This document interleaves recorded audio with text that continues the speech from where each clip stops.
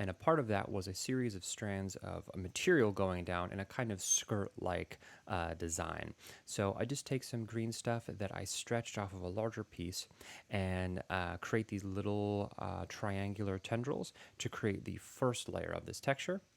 And then I decided to add a little bevel around all of the armor. Again, I was worried the texture was going to come off looking a little weird, so I really quickly add a really thin piece of green stuff around all the pieces of armor.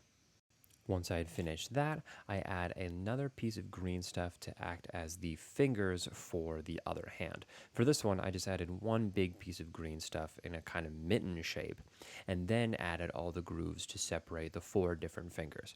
Again, it just is really helpful to not try to add each individual finger onto a hand if you can stand to just add one piece of green stuff and do that.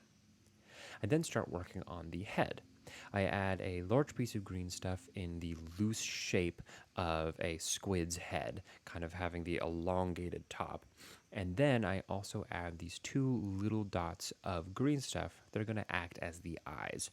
Later on, I'm going to come in and add the brow and other details to make it not look like some weird puppet. While that's setting, I roll out some green stuff to create the tentacles for the face. I decided I would make four tentacles, trying to make two particularly curly and two longer ones that had less curls that would go in behind those two.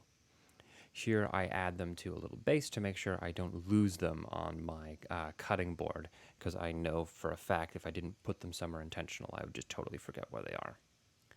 I then take a bit of green stuff and add a little kind of corner into the top of it and place those right underneath the armor plating that we'd added on his hips.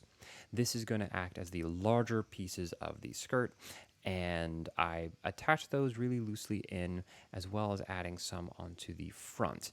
I try to make sure that these details are flowing well, especially as this guy is kind of floating in air, and so these are going to be kind of billowing a little bit.